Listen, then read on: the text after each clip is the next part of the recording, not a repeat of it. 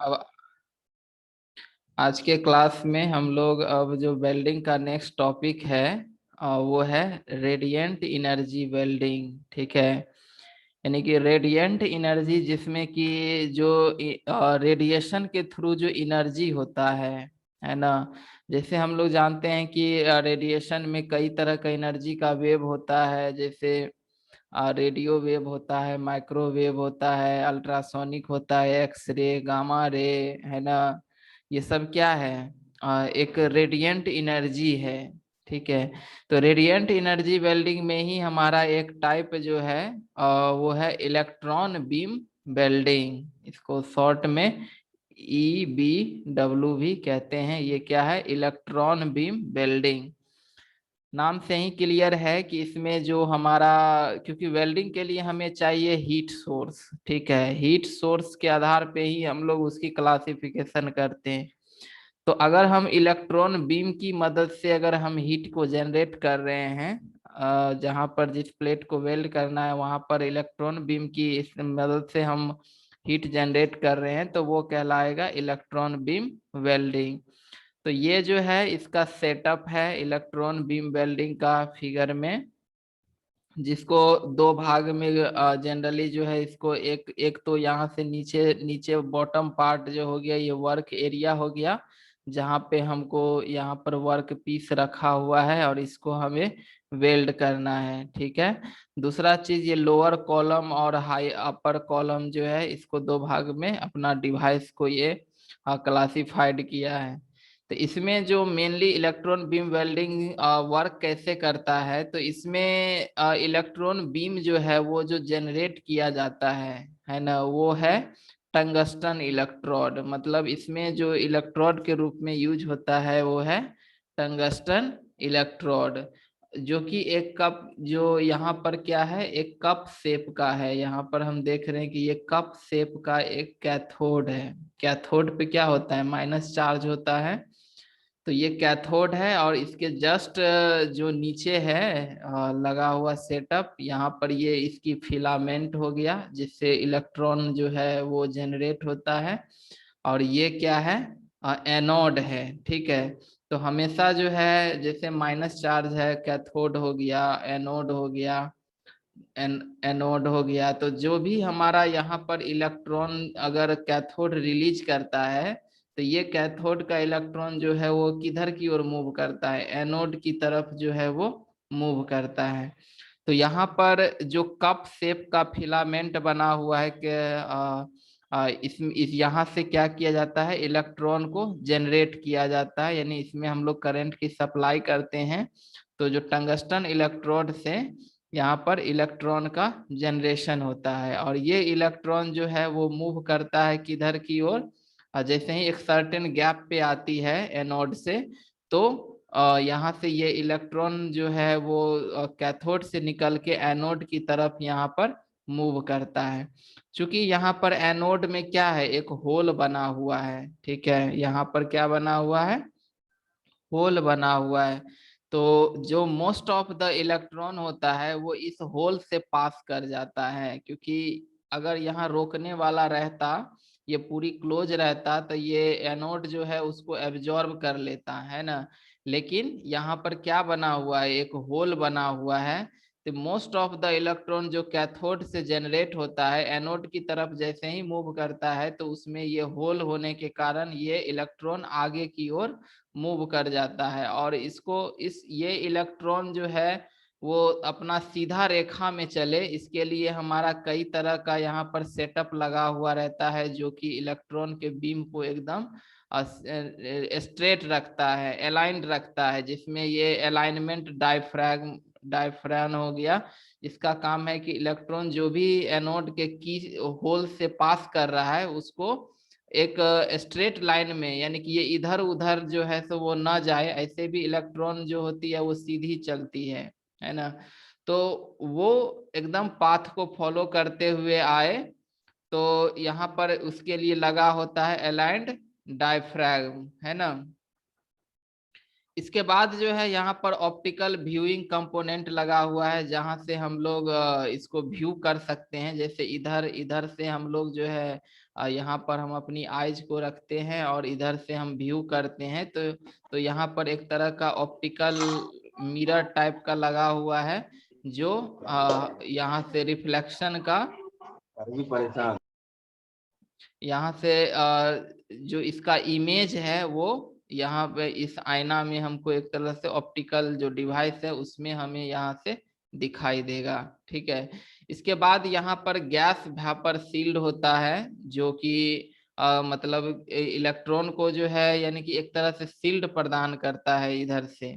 और यहाँ पर सबसे जो रोल होता है वो है मैग्नेटेड लेंस का। मैग्नेटेड लेंस जो है ये क्या करता है कि इलेक्ट्रॉन बीम को एज ए की एक मैग्नेटिक फील्ड प्रोवाइड करता है ना।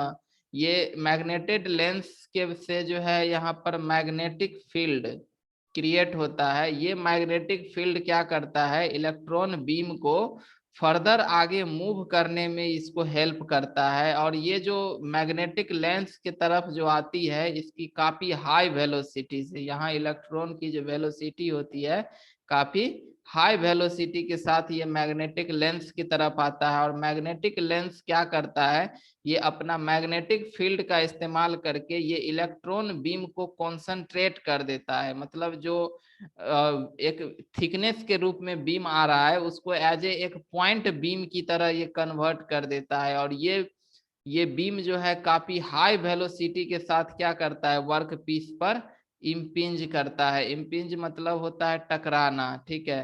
तो जब यहाँ पर मैग्नेटेड लेंस उसको हेल्प करता है टारगेट में, मतलब बीम को जो है डायरेक्ट हमारा बीम वर्क पीस को टारगेट करे, यहाँ पर हम उसके लिए मैग्नेटेड लेंस है। इस लेंस को जिस तरह से हम घुमाएंगे बीम जो है उस तरह से ये घूमेगा। तो हाईली वेलोसिटी इलेक्ट्रॉन बीम इस तरह से क्या होता है, वर्क पीस पर जब इम्पिंज करता है, यहाँ से टकराती है, तो यहाँ पर ये अपना एनर्जी को क्या करता है, यहाँ लॉस्ट करता है। और ये एनर्जी हमारा कन्वर्ट हो जाता है यहाँ पर किस रूप में, हीट एनर्जी में कन्वर्ट हो जाता है। यानी कि जो इलेक्ट्रॉन बीम के पास हाईली काइनेटिक एनर्जी है वो इम्पिंजिंग के साथ कन्वर्ट होता है किस में, हीट एनर्जी में। और ये हीट एनर्जी का इतना ज्यादा होता है कि ये इसको पेनेट्रेट कर देता है। मतलब इसमें जो हीट अफेक्टेड जोन होता है वो मिनिमम होता है, क्योंकि इसको उतना समय नहीं मिलता है कि ये हीट इधर उधर ट्रांसफर हो। ये डायरेक्ट एक पॉइंट के ऊपर हाईली वेलोसिटी से स्ट्राइक करता है और वो सीधे इतना टेम्परेचर राइज करता है कि वो उसमें सीधे पेनेट्रेट कर देता है। तो इसको हम लोग कहते हैं की होल फेनोमेना। इस तरह का जो मतलब वर्क पीस का हीटिंग है ये क्या कहलाता है, की होल फेनोमेना। ठीक है। यानी कि इसमें हीट इफेक्टेड जोन जो होती है वो मिनिमम एरिया में होता है। और इस तरह से इलेक्ट्रॉन बीम जो है वर्क पीस को डायरेक्ट एक पॉइंट के ऊपर स्ट्राइक करता है, उस कारण से यहाँ पर काफी हीट जनरेट करती है और वो वहाँ के मेटल को क्या कर देता है, पिघला देता है। और पिघला देने के बाद ये दोनों ही मेटल अपने में फ्यूज करके ये एक दूसरे में क्या हो जाता है, वेल्ड हो। जैसे ये यहाँ से यहाँ तक पूरा वर्क पीस, दो प्लेट है यहाँ पर दो प्लेट, एक प्लेट के नीचे दूसरा है, ये पूरा इसको पेनेट्रेट कर दिया। तो यहाँ का सब मेटल जो है एक दूसरे में फ्यूज कर गया और यहाँ पर क्या आ गया, हो गया वेल्ड क्रिएट हो गया। तो इस तरह से यहाँ पर इलेक्ट्रॉन बीम वेल्डिंग जो है वो काम करता है। तो इसका मोस्टली इस्तेमाल जो है जो एरोनॉटिकल इंडस्ट्री होता है, जहाँ पर एरोप्लेन वगैरह मैन्युफैक्चरिंग होता है, मिसाइल, जहाँ पर मिसाइल की मैन्युफैक्चरिंग होती है, या फिर जहाँ पर हमको प्रिसीजन प्रिसीजन वेल्डिंग चाहिए है ना, क्योंकि मतलब और तरह का टाइप का वेल्डिंग में जो है उतना प्रिसीजन हमें नहीं मिलता है। इस वेल्डिंग में हमको ज्यादा प्रिसाइजली वेल्डिंग होती है। तो वैसे जगह पर हम लोग एरोनॉटिकल मिसाइल है ना, या फिर कोई भी ऐसा एयर डिफेंस सिस्टम है उसमें यूज होता है। अब है कि इलेक्ट्रॉन बीम वेल्डिंग में सबसे जो मेन चीज है वो ये है कि ये पूरा जो इलेक्ट्रॉन गन है, ये जो पूरा इलेक्ट्रॉन क्या है, इसको हम इलेक्ट्रॉन गन कहते हैं कि इसमें से इलेक्ट्रॉन निकलती है।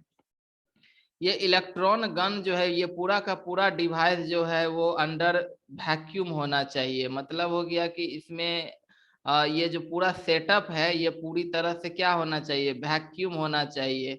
अगर ये वैक्यूम नहीं होगा, अगर इस इलेक्ट्रॉन बीम के जहां पर पाथ है, जिस पाथ से होके इलेक्ट्रॉन बीम अगर ट्रेवल कर रही है, अगर उस पाथ में अगर यहाँ पर अगर एयर का पार्टिकल अगर मौजूद रहेगा, तो ये इलेक्ट्रॉन बीम क्या होगा, इसी एयर के पार्टिकल से टकराएगा। तो ये जब एयर के पार्टिकल से टकराएगा तो इलेक्ट्रॉन अपना एनर्जी यहीं पर लूज कर देगा, यानी कि एयर के पार्टिकल में ही अपना एनर्जी क्या कर देगा, लूज कर देगा, और गैस को क्या कर देगा, आयोनाइज कर देगा, है ना।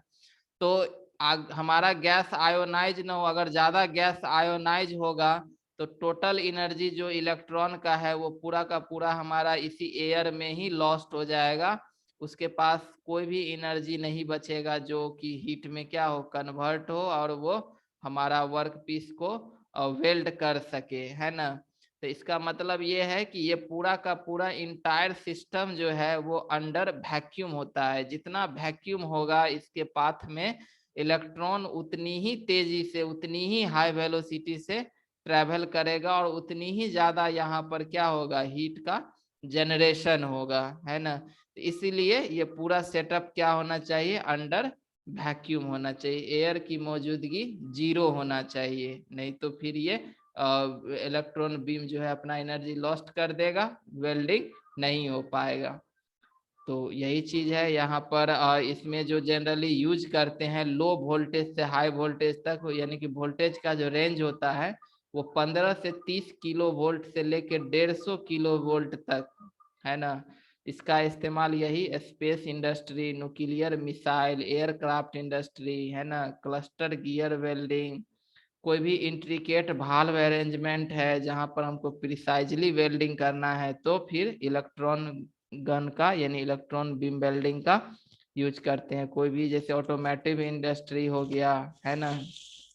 इसके बाद और भी इसका मेजर एप्लीकेशन है, जैसे titanium, beryllium, stainless steel, super alloy, है ना। ये सब क्योंकि ये जो है सब वेरी डीप पेनेट्रेशन देता है, तो ये सब का मेटल को भी वेल्डिंग करने के लिए हम इलेक्ट्रॉन बीम वेल्डिंग का यूज करते हैं। तो ये था हमारा इलेक्ट्रॉन बीम वेल्डिंग। अब सेकंड है लेजर बीम वेल्डिंग। अब लेजर बीम वेल्डिंग में क्या है, जैसे नाम से ही क्लियर है, हम लोग लेजर के शब्द से हम लोग वाकिफ है कि लेजर एक तरह का कॉन्सेंट्रेट कॉन्सेंट्रेट लाइट का बीम होता है ना। कॉन्सेंट्रेटेड लाइट का बीम होता है, जिसके पास भी हम लोग का क्या होता है, हीट एनर्जी काफी हाई होता है। लेजर लेजर एक तरह का टॉर्च जैसा भी होता है ना, लेजर टॉर्च होता है जहाँ से लेजर बीम को प्रोड्यूस किया जाता है, और वो काफी मतलब एक पॉइंटेड पॉइंट पे जाके लाइट जो है कॉन्सेंट्रेट कर जाती है, जिस कारण से वहाँ हीट जनरेट कर जाता है। तो उसी लेजर बीम का हम इस्तेमाल करेंगे किसके रूप में, वेल्डिंग करने के लिए। तो वही है कि लेजर बीम में वो एक कॉन्सेंट्रेटेड कोहेरेंट लाइट बीम जब इम्पिंज करता है हमारे डिजायर स्पॉट पे, तो वो उसको मेल्ट कर देता है और फिर वहां का मेटल को वेल्ड कर देता है। तो अब ये काम कैसे करता है, तो इसमें जो लेजर बीम को जनरेट करने के लिए इसमें यूज होता है वो है जेनन flash pump lamp. जेनन flash lamp क्या करता है कि जो हमारा मतलब लाइट का एनर्जी है जो ग्राउंड लेवल पे है, उसको वो हाई एनर्जी लेवल, अपर एनर्जी लेवल में कन्वर्ट कर देता है। और जब एटम हमारा ग्राउंड लेवल से अपर एनर्जी लेवल में ये कन्वर्ट हो गया, तब जाकर के ये एटम जो है अपना जब एनर्जी रिलीज करता है, जिसको हम लोग नॉन रेडिएटिंग एनर्जी लेवल कहते हैं, और ये अपना एनर्जी रिलीज करके as a metastable state में आता है। इस दौरान जो है वो काफी हाई अमाउंट में क्या करता है, एनर्जी को रिलीज करता है। इस एनर्जी के रिलीज को हम लोग कहते हैं फोटोन। यानी कि लाइट के पास जो एनर्जी होता है, लाइट को ऐसे भी कहा जाता है क्या, ये एक पैकेट, मतलब PACKET, पैकेट ऑफ फोटोन। ये क्या है, फोटोन का पैकेट होता है, मतलब लाइट कोई भी बीम से, जैसे सन है, सन से जो हमको लाइट आ रही है, इसका मतलब इस लाइट के बीम में जो एनर्जी है वो एज ए फोटोन के रूप में है, मतलब एक ये पैकेट के रूप में एनर्जी जो है एक पैकेट के रूप में बंद है, और हर पैकेट को हम लोग कहते हैं फोटोन। तो फोटोन लाइट का क्या है, एनर्जी है, और यही लाइट एनर्जी जो है वो आगे एक बीम के रूप में ट्रेवल करता है। तो यहाँ भी जब मतलब हायर अपर एनर्जी लेवल से एटम जब अपना एनर्जी को रेडिएट करता है, मेटास्टेबल स्टेट में पहुंचती है, तो वो फिर लार्ज अमाउंट में क्या करता है, फोटोन का इमिशन करता है। ये फोटोन क्या है, ये एक एनर्जी है लाइट का। तो इस फोटोन को कह रहा है कि this photon will be directed back and fourth in the lazing tube. अब जब इसमें लेजर बीम वेल्डिंग में एक लेजिंग ट्यूब होता है जो हाईली रिफ्लेक्टिंग होता है, यानी इसका सरफेस जो होता है इनर सरफेस वो हाईली रिफ्लेक्टिंग होता है। तो यहाँ पर लाइट बीम को ये काफी क्या करता है, रिफ्लेक्टेड करता है।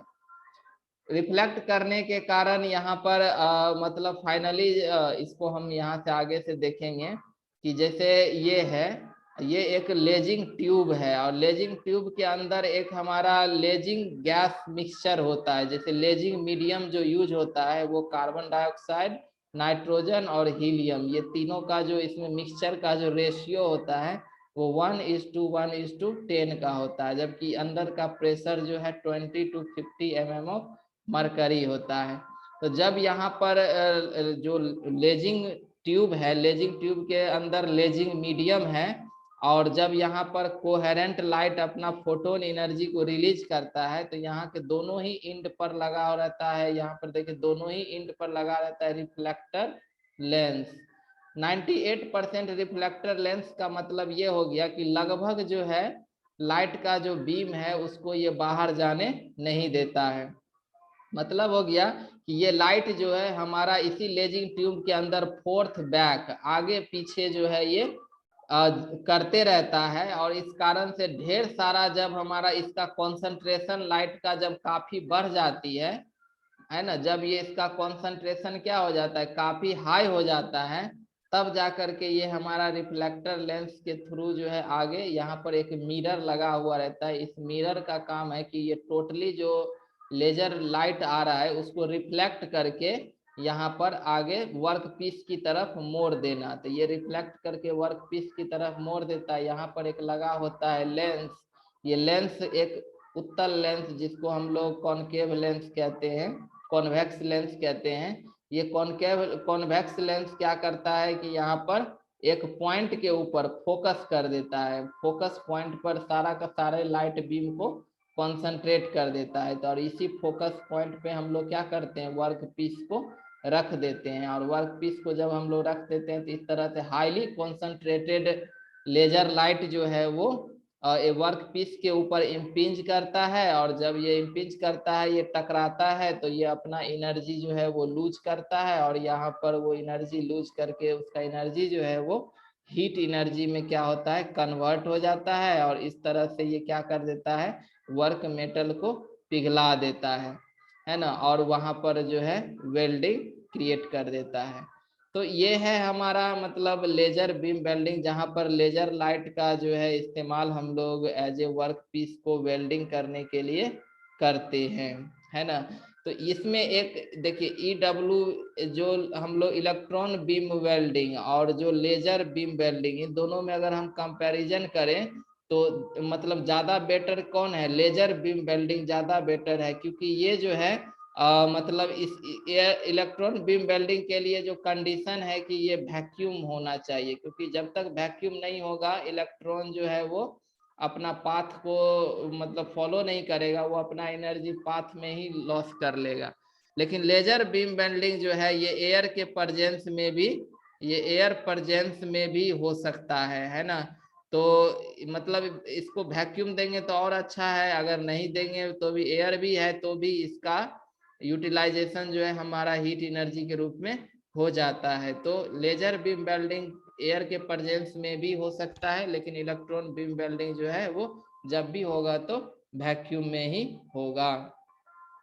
तो इस तरह से इसमें इसका जो मेनली लेजर बीम वेल्डिंग का जो मेनली यूज होता है वो होता है इलेक्ट्रॉनिक्स इंडस्ट्री में, है ना। जो भी इलेक्ट्रॉनिक्स इंडस्ट्री है, जहाँ इलेक्ट्रॉनिक सामान बन रहा है, तो वहां पर इसका जो है काफी बार ज्यादा यूज होता है। जैसे रेडियो इंजीनियरिंग में, इलेक्ट्रॉनिक्स में, कॉपर एल्युमिनियम एलॉय का वेल्डिंग करने में, है ना। तो इसमें कह रहा है कि जनरली इंडस्ट्रियल पर्पस के लिए यहाँ पर जनरली जो लेजिंग मीडियम, जैसे कि यहाँ पर हम पढ़े हैं कार्बन डाइऑक्साइड, नाइट्रोजन, हीलियम, ये लीजिंग मीडियम के रूप में यूज होता है। लेकिन बहुत सारे इंडस्ट्री में जो है लेजिंग मीडियम के रूप में जो है रूबी भी यूज होता है। रूबी क्या है, तो रूबी एक एल्युमिनियम ऑक्साइड का और क्रोमियम का मिक्सचर है, जिसमें लगभग क्रोमियम 0.05% तक क्रोमियम होता है, तो उसी को रूबी कहते हैं। ये भी एक क्या है, मतलब लेजिंग मीडियम के रूप में यूज होता है ना। तो ये था हमारा lasing beam, laser beam welding. अब तीसरा है thermit welding process, thermit welding. अब ये देखिए, थर्मिट वेल्डिंग एक तरह का केमिकल प्रोसेस है। ये क्या है, केमिकल प्रोसेस के थ्रू जो है यहाँ पर हीट की जनरेट होती है। तो थर्मिट वेल्डिंग में जो यूज होता है वो होता है थर्मिट मिक्सचर। यहाँ यूज होता है हमारा क्या, थर्मिट मिक्सचर। तो थर्मिट मिक्सचर में क्या क्या होता है, तो इसमें होता है एल्युमिनियम एंड आयरन ऑक्साइड, ये होता है। ये दोनों का मिक्सचर जो है, एल्युमिनियम और आयरन ऑक्साइड का मिक्सचर को ही हम लोग क्या कहते हैं, थर्मिट मिक्सचर कहते हैं। तो ये दोनों थर्मिट मिक्सचर में एल्युमिनियम एंड आयरन ऑक्साइड, ठीक है, इस दोनों का यहाँ पर जो रेशियो होता है एल्युमिनियम और आयरन ऑक्साइड का, वो होता है एटॉमिक वेट के रूप में 1:3। ये एल्युमिनियम 1 और आयरन ऑक्साइड 3, यानी ये एल्युमिनियम और आयरन ऑक्साइड का जो रेशियो होता है, जो हम मिक्सचर के लिए यूज करते हैं, वो होता है 1:3।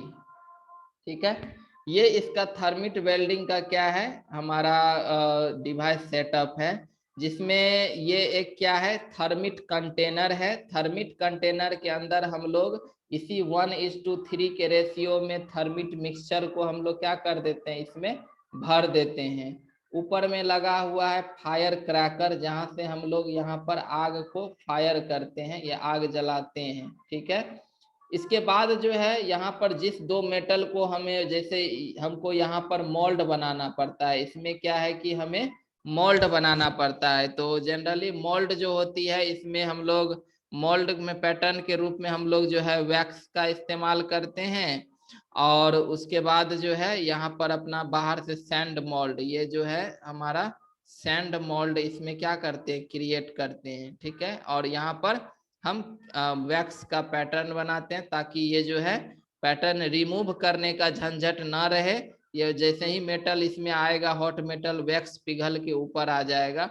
और इस तरह से यहाँ पर मेटल को जाने के लिए हम लोग पाथ बनाते हैं, स्प्रू स्प्रू बनाते हैं। तो अब ये होता क्या है, तो ये एक क्या है, केमिकल प्रोसेस है। Thermit welding process chemical welding process है। इसमें हम लोग क्या करते हैं, फायर जो है इसको ऑन करते हैं, फायर क्रैकर को हम लोग जलाते हैं। तो ये जो है फायर जब हमारा यहाँ पर आता है, तो यहाँ पर रिएक्शन होता है एल्युमिनियम और आयरन ऑक्साइड के बीच। जो जब यहाँ पर फायर जलेगा, तो यहाँ पर हीट जो है, हीट बढ़ेगा। तो हीट बढ़ेगा तब जाकर के एल्युमिनियम और आयरन ऑक्साइड के बीच में रिएक्शन होता है। तो इसका रिएक्शन यहाँ ऊपर दिया हुआ है कि 8Al + 3Fe3O4, ये मिल के क्या बनाता है, 4Al2O3 9Fe प्लस हीट। मतलब हो गया एल्युमिनियम और आयरन ऑक्साइड जो है, ये दोनों रिएक्शन करके एल्युमिनियम ऑक्साइड बनता है, और आयरन को ये क्या करता है, रिलीज करता है, और साथ ही ये हीट को रिलीज करता है। तो ये रिएक्शन जो है, ये रिएक्शन को हम लोग कहते हैं, ये एक एक्सोथर्मिक रिएक्शन है। तो यही एक्सोथर्मिक रिएक्शन मतलब हो गया कि यहाँ जो ये जो हीट एनर्जी जनरेट किया, यही हीट एनर्जी हमारा यूज होता है वेल्डिंग करने के लिए। ठीक है, तो अब होता क्या है कि अब इसमें हम लोग बेसिकली थर्मिट वेल्डिंग हम उसी यूज करते हैं, किसको वेल्ड करने के लिए, तो जनरली आयरन मेटल को ही वेल्ड करने के लिए, है ना। और इसका सबसे ज्यादा जो थर्मिट वेल्डिंग का यूज है वो है हमारा रेलवे ट्रैक में। ठीक है, रेलवे का जो पटरी होता है, रेलवे ट्रैक, उस रेलवे ट्रैक को वेल्ड करने के लिए हमारा वाइडली यूज होता है थर्मिट वेल्डिंग का, याद रखेंगे। ठीक है, इसमें मान लेते हैं कि कहीं पर भी अगर दो पटरी है और कहीं पर पटरी में जो है सो क्रैक आ गया यहाँ पर, और इस दोनों को हमको क्या करना है, ज्वाइंट करना है, तो हम वहां पर जो है जो भी वेल्डर होता है वो जाता है, क्या करता है, इसके गैप में पूरा वैक्स को भर देता है। वैक्स भर दिया और इधर इसके चारों तरफ क्या करता है, एक मोल्ड बॉक्स ला करके और इसमें सैंड से जो है चारों तरफ से एक तरह से मोल्ड बना देता है।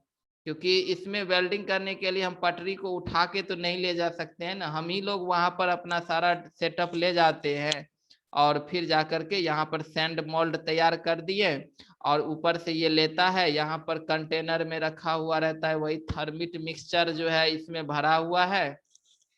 फिर यहाँ पर जैसे ही इसमें फायर क्रैकर को ऑन किया तो यहाँ पर थर्मिट मिक्सचर में रिएक्शन स्टार्ट हो गया, और रिएक्शन जो स्टार्ट हो गया तो वो एल्युमिनियम और आयरन ऑक्साइड कन्वर्ट हो गया किस में, एल्युमिनियम ऑक्साइड में और आयरन। और ये हीट का वैल्यू इतनी ज्यादा होती है कि ये आयरन जो हमारा रिलीज हो रहा है 9Fe जो हमारा रिलीज हो रहा है, ये आयरन जो है वो पिघल जाता है। मतलब इतना ज्यादा ये हीट होता है कि ये आयरन पिघल जाता है। मतलब हो गया कि इस कंटेनर से हमारा आयरन जो होती है वो पिघला हुआ फॉर्म में जो है लिक्विड के रूप में फॉल करता है, और इस तरह से हम लोग उस लिक्विड आयरन को हम इस वैक्स के ऊपर गिरने देते हैं, वैक्स पिघल के ऊपर आ जाता है। तो आयरन आएगा तो साथ में ये एल्युमिनियम ऑक्साइड भी आएगा, तो दोनों ही यहाँ पे जो है आयरन प्लस एल्युमिनियम ऑक्साइड, ये दोनों जो है मिक्सचर में जो हमारा मोल्ड है, मोल्ड का में फॉल करता है।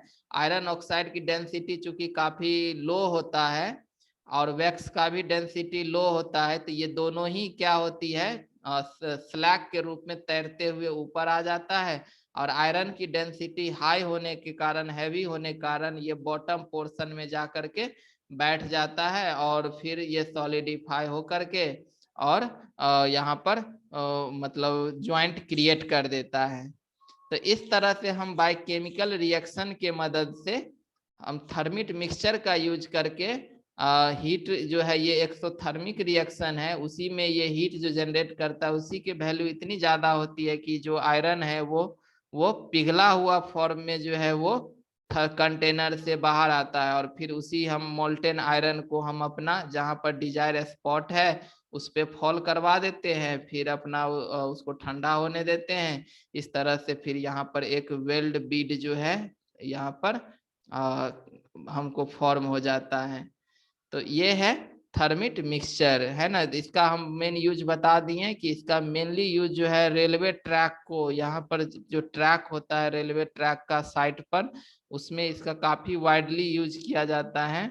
इसके बाद जो है और भी केबल कंडक्टर में कोई रेनफोर्सिंग बार जो हम लोग कोई दो रॉड सबको जोड़ते हैं, या कोई हैवी रिपेयर जो बहुत भारी भारी चीज है उसका रिपेयरिंग हो रहा है, वहां पर कुछ पार्ट टूट चुका है, तो वैसे चीज में हम यहाँ पर थर्मिट वेल्डिंग का यूज करते हैं, है ना।